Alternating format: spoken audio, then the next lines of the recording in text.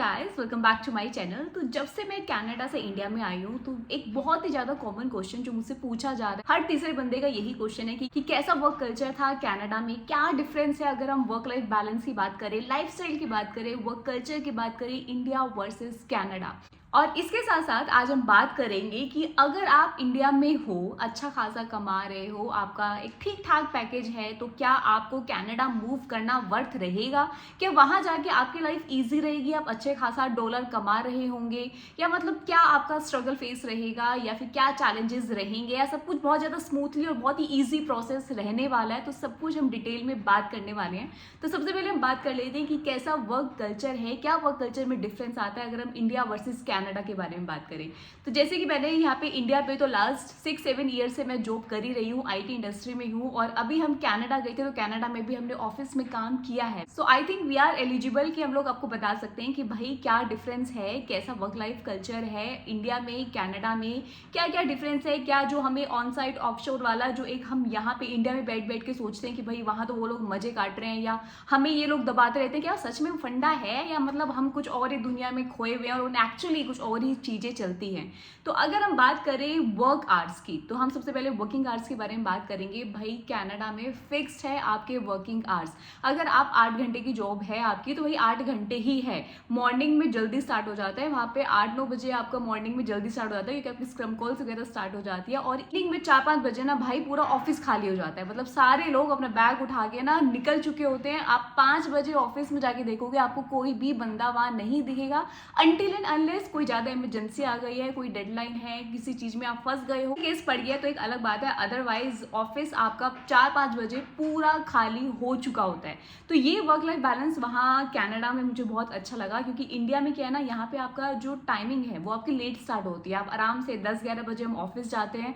और उसके बाद फिर इवनिंग में 7-8 बजे वहां से निकलते हैं। तो भाई यहाँ पे तो कोई आवर्स का तो है ही नहीं कि भाई आपकी 7 घंटे की जॉब है, 8 घंटे की जॉब है, आपके 9 घंटे की जॉब है। ऐसा कोई फिक्स नहीं रहता है, डिपेंडिंग ऑन कि भाई कितना काम आ गया है। कई बार आपको बहुत लंबी तक बैठ रहना पड़ता है, कई बार आप खुद ही फंस गए होते हो, तो अभी पता चला कि आपका 8 क्या आपके रात के 9-9:30 भी बज गए होते हैं, और तब आपको लगता है कि अरे भाई इतना लेट हो गया, अब निकलते हैं ऑफिस से। तो मतलब अच्छा खासा आपका स्ट्रेच हो जाता है। इनफैक्ट अभी हम लोग जैसे घर से भी काम कर रहे हैं, बहुत सारे लोगों का घर से काम चल रहा है, इंडिया में वर्क फ्रॉम होम चल रहा है, तो वर्क फ्रॉम होम में भी आप अच्छा खासा स्ट्रेच आपका हो जाता है। तो कोई ऐसा फिक्स नहीं है कि भाई मैं 7 घंटे ही अपना टाइमिंग है मेरी, कि भाई मैं अगर मॉर्निंग के 9 o'clock बैठा तो मैं 5-6 बजे के बाद मैं ऑफिस का काम नहीं करूंगा। ऐसा कोई फंडा इंडिया में नहीं है, लेकिन ये चीज कनाडा में बहुत अच्छे से लागू होती है। उन लोगों का अपना फिक्स है। इनफैक्ट जो लोग आर्ली बेस्ड भी जॉब करते हैं ना, कि अगर वो 8 घंटे का काम करते हैं, तो अगर उन्होंने बाय चांस अगर उनका थोड़ा स्ट्रेच हो भी जाता है, उन्होंने 8.5 घंटे काम किया या 8 घंटे 10 मिनट 15 मिनट 20 मिनट भी किया,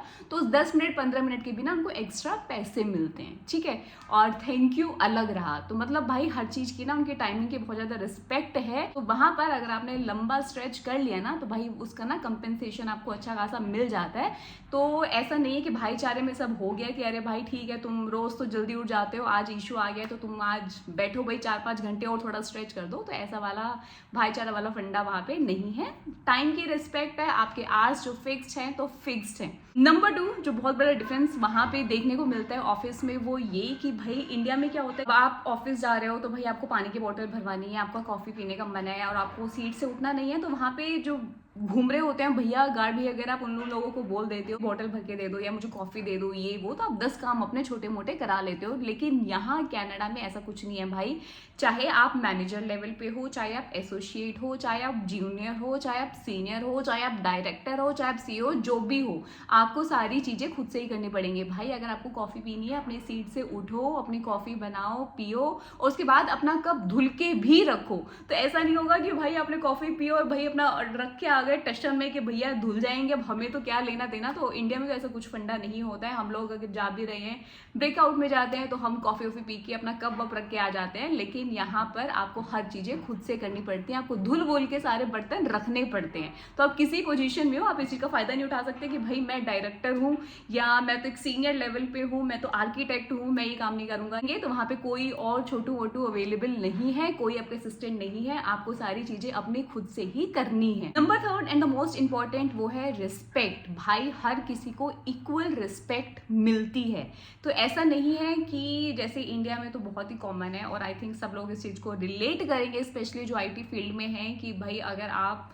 अपने मैनेजर से भी बात करते हो ना और आप एसोसिएट हो, आप जूनियर लेवल पे आए हो, आप एंट्री लेवल पे आपने ऑर्गेनाइजेशन को ज्वाइन किया है, तो आप सर करके बोलोगे, मैम मैम वर्क करके बोलते हो कि मैम ये सर मैंने कंप्लीट कर लिया है, क्या मुझे अब ये करना है, क्या सर मैं इसको मेल भेज दूं, क्या मैम मैं ये कर लूँ क्या। तो आप हर चीज़ में ना सर मैम खुद ही निकल जाता है, क्योंकि यहाँ पर एक जूनियर सीनियर वाला कहीं ना कहीं फंडा है। और इसके साथ साथ जो मेन चीज़ देखने को मिलती है ना, वो ये कि भाई अगर आपका मैनेजर है या कोई सीनियर मैनेजर है, कोई डायरेक्टर लेवल पे है, प्रोजेक्ट मैनेजर है, तो भाई वो इस तरीके से एम्प्लॉयज़ के साथ कई लोग ट्रीट करते हैं ना कि भाई जैसे वही इसको ऑन करते हैं कि जो सैलरी वैलरी जो दे रही है ना, वो ऑर्गेनाइजेशन छोड़ो वो यही दे रहे हैं, हम अगर कंपनी में है तो इन्हीं की वजह से हैं, नहीं तो ये हमें निकाल देंगे कंपनी से। तो मतलब आप ही पूरा हुक्म चलाने वाला एक बॉसी नेचर, एक पूरा मतलब बॉस बन के रहते हैं। तो ये चीज़ मुझे बहुत बेकार लगती है इंडिया में, लेकिन ये चीज़ काफ़ी बेटर है कनाडा या हम बाकी बाहर की कंट्रीज़ के बारे में बात करें। बहुत ही कूल है वहाँ पर ये सब चीज़ें ना, और मतलब ऐसा कोई जूनियर सीनियर वाला फंडा नहीं होता है, कोई ऐसा नहीं है कि किसी का बॉसी नेचर होगा, कोई आप पे हुक्म चलाएगा या वो लोग आपको ऑन कर रहे हैं। भाई सब इक्वल हैं, डजेंट मैटर कि आप डायरेक्टर लेवल पे हो, डजेंट मैटर कि भैया आपने कल ही कंपनी को ज्वाइन किया है फ्रेशर लेवल पे, डजेंट मैटर कि आप सीनियर हो, आप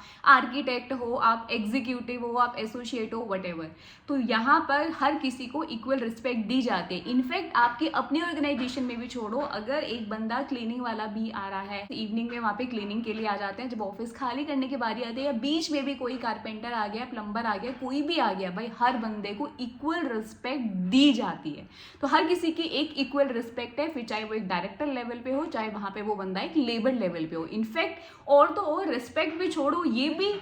हो सकता है कि भैया जो वो लेबर वाला बंदा आ रहा है ना, या फिर जो वो क्लीनिंग वाली लेडी आ रही है, या फिर जो कारपेंटर के लिए आ रहा है, प्लम्बर के लिए आ रहा है, उसकी सैलरी ना भाई आप सीनियर लेवल पे भी होंगे ना, उससे काफ़ी ज़्यादा होगी। टैक्स वैक्स कटने के बाद ना वो आपसे ज़्यादा पैसे कमा रहा होगा। तो बहुत अचंभित या शॉकिंग होने की इसमें ज़रूरत नहीं है। तो कनाडा में लेबर स्किल्स की बहुत ज़्यादा डिमांडिंग है भाई, अच्छा खासा पैसा वो लोग कमाते हैं, और मतलब इसीलिए बोला जाता है कि आप आ रहे हो ना कनाडा मूव करने का सोच रहे हो जो भी है, तो ये अपना पूरा ना माइंड सेट करके आओ, अपने स्किल्स सीख के आओ। क्योंकि अगर आपके पास स्किल्स है ना, अगर आप स्किल्ड हो, भाई भी फील्ड हो, चाहे इलेक्ट्रीशियन हो, कारपेंटर हो, चाहे आईटी फील्ड भी हो, डॉक्टर नर्स जो भी है, भैया अपनी जो भी फील्ड में आ रहे हो, अपना स्किल्ड होके आओ, अच्छा खासा पैसा आप अर्न कर लोगे, कोई नहीं रोक पाएगा। लेकिन अगर आप स्किल्ड नहीं हो ना और बस राम भरोसे आ रहे हो, तो भैया फिर दो ही चीज़ है, या तो फिर आप मेहनती वाली जो लेबर वाली जॉब है उसके लिए पूरा मेंटली प्रिपेयर रहो कि भैया मुझे जो भी जिस टाइप की जॉब मिलेगी मैं उस जॉब को कर लूँगा, और आपको हार्ड वर्किंग होना इसमें मस्ट है। अगर आप हार्ड वर्किंग भी नहीं है और आप हर जॉब के लिए भी अपने आप को मेंटली प्रिपेयर नहीं कर पाओगे, तो भैया आपका यहाँ कुछ नहीं हो पाएगा। ठीक है, तो ये पॉइंट वहाँ का बहुत ही अच्छा है कि भाई सबको इक्वली रिस्पेक्ट मिलती है, हर किसी के टाइम की वैल्यू है। तो ऐसा नहीं है भाई आप किसी का टाइम खराब कर रहे हो या आप किसी को रिस्पेक्ट नहीं दे रहे हो, भाई आप किसी भी पोजीशन पे क्यों ना हो, सबको वहाँ पे रिस्पेक्ट दी जाती है, और जो कि मिलनी भी चाहिए। ऐसा नहीं होना चाहिए ना कि आपकी डेजिग्नेशन के बेसिस पे आपका डिस्क्रिमिनेशन हो रहा है, या फिर कि भाई ये सीनियर लेवल का है तो उसको ज़्यादा रिस्पेक्ट मिलेगी, ये कम जूनियर लेवल पे है या फ्रेशर लेवल पे है तो भाई इसको रिस्पेक्ट नहीं मिलेगी, या ये तो इलेक्ट्रीशियन है, ये तो प्लम्बर है, इसको रिस्पेक्ट नहीं मिलेगी। तो ऐसा कुछ वहाँ पर नहीं होता, ऐसा कोई डिस्क्रिमिनेशन वहाँ पर नहीं होता है। इन शॉर्ट अगर आप मुझसे पूछोगे ना वर्क लाइफ बैलेंस या फिर वर्क कल्चर या लाइफस्टाइल के बारे में, तो कनाडा मच बेटर है। नॉट इनफैक्ट कनाडा, अगर हम यूएस वगैरह इन कंट्रीज के बारे में बात करेंगे ना, तो ये भाई मच बेटर है इंडिया से। क्योंकि इंडिया में ना कहीं भाई हर कोई मानेगा डिस्क्रिमिनेशन भी होता है, आप सर मैम वाला फंडा रहेगा, जूनियर सीनियर वाला फंडा रहेगा, वर्किंग आवर्स का कोई फिक्स नहीं है, किसी के टाइम की ऐसा कोई वैल्यू नहीं है, किसी की कोई खास ऐसा कोई रिस्पेक्ट नहीं है, अनटिल एंड अनलेस आप कोई बहुत ही बड़े डेजिग्नेशन पे हो या बहुत ही बड़ी किसी पोजीशन पे ना हो। बात कर लेते हैं नेक्स्ट पॉइंट भाई, इंक्रीमेंट, जो हर किसी के दिमाग में एक चुल रहती है भाई, क्योंकि इंडिया में भी ऑब्वियसली हर एक साल में हम लोग जो डिपेंड होते हैं वो इसी पे रहते हैं कि अप्रेजल क्या होगा, अप्रेजल कितना होगा। अप्रेजल नहीं होगा तो भैया स्विच मारेंगे, दूसरी कंपनी या दूसरी ऑर्गेनाइजेशन में जाएंगे, दो ही चीज़ें होती हैं हर किसी के पास। तो यहाँ पे इंडिया में अगर हम अप्रेजल की बात करें तो आपका 10-15%, 20%, इनफैक्ट मैक्स 25-30% भी आपका चला जाता है, डिपेंडिंग ऑन कि आपको क्या रेटिंग मिली है। तो अगर आप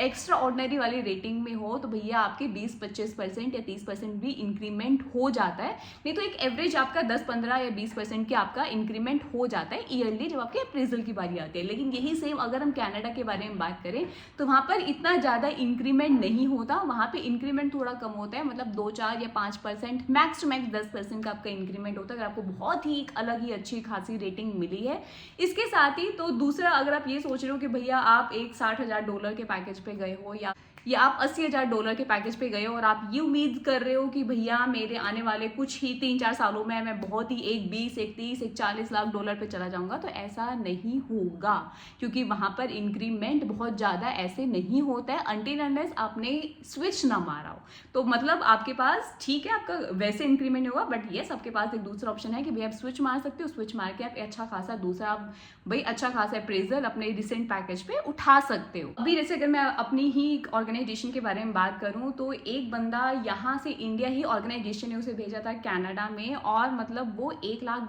के गया था और 2 साल का कंप्लीट होने के बाद, क्योंकि वो पहले क्लोज वर्क परमिट में था, जब 2 साल पूरे हो गए उसने पीआर के लिए अप्लाई कर दिया, तो भाई उसने क्या किया दूसरी कंपनी में जाके स्विच मार दिया, उसको 30% का हाइक मिल गया। तो भाई अगर आप स्विच मार देते हो तब तो ऑब्वियसली आप मतलब अच्छा खासा इंक्रीमेंट उठा सकते हो, लेकिन आप सेम कंपनी में हो तो आप बाहर ज़्यादा क्या नाम है अप्रेजल या ज़्यादा परसेंटेज इंक्रीमेंट का मतलब एक्सपेक्ट नहीं कर सकते, वहाँ पे ज़्यादा इंक्रीमेंट सेम ऑर्गेनाइजेशन में नहीं होता है। ठीक है, तो ये तो था इंक्रीमेंट के बारे में। अब हम बात कर लेते हैं अपना नेक्स्ट इंपॉर्टेंट टॉपिक, जो कि मैंने बात की थी कि अगर आप इंडिया में हो और आप एक मतलब एक नॉर्मल पैकेज में हो, एक ठीक ठाक पैकेज में हो और आप प्लान कर रहे हो कि भाई मुझे बाहर जाना है और मुझे बाहर जाके ही अपना सेटल होना है, कि बाहर जाके पता नहीं मैं क्या एक अलग ही नोट छापने वाला हूँ या एक अलग ही डॉलर कमाने वाला हूँ। तो अगर आप लोग अगर ऐसा सोच रहे हो बहुत ही ज़्यादा ईजी बहुत ज़्यादा स्मूथ होने वाला है, तो ऐसा नहीं है अनटिल अनलेस आप बहुत ज़्यादा स्किल्ड हो, या तो अपनी जो लाइन है उसमें बहुत ज़्यादा स्किल्ड हो, आपको ऑर्गेनाइजेशन ही भेज रही है और वो आपको एकोमोडेशन का ये सब चीज़ें फैसिलिटेट कर रही है, तब तो भैया सही है, आप आराम से रहो मज़े में रहो। लेकिन अगर आप खुद से जा रहे हो, पहली चीज़ तो अपनी स्किल पे ध्यान दे लेना, अच्छे से भैया अपना स्किल्ड होके जाना, जिस भी आप लाइन में जाना चाह रहे हो अच्छे से सीख वीख के जाना, क्योंकि वही उसी के ऊपर ही डिपेंड करेगा कि आपके वहाँ जाके कितना पैकेज लगने वाला है, कितना आप कमाने वाले हो। ठीक है, अगर आपको अपनी लाइन में आप अच्छे खासे स्किल्ड हो ना, तो भैया आप अच्छे खासे पैसे भी कमाओगे, कोई नहीं रोक पाएगा। लेकिन अगर आप स्किल्ड नहीं हो, सिर्फ आराम भरोसे जा रहे हो या एक बस नकली का सर्टिफिकेशन बना के कि भैया मैंने बस सर्टिफिकेट बना लिया, मैं वहाँ जाके इसको दिखा के कोई अच्छी खासी जॉब ले लूँगा, वो सब तो भैया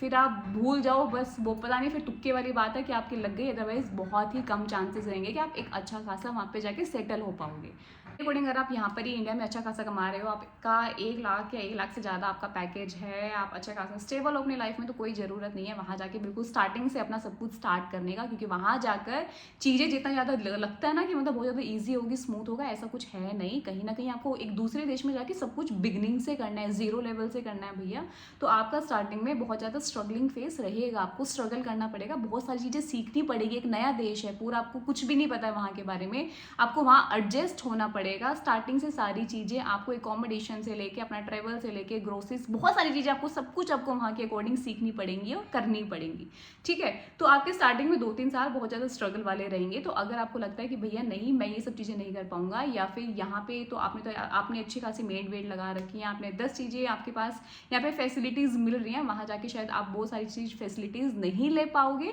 तो थोड़ा सोच समझ के उस अकॉर्डिंग करना। लेकिन अगर आप यहाँ पे अच्छा खासा अर्न नहीं कर रहे हो, एक नॉर्मल जॉब है और आपका कहीं ना कहीं बाहर जाके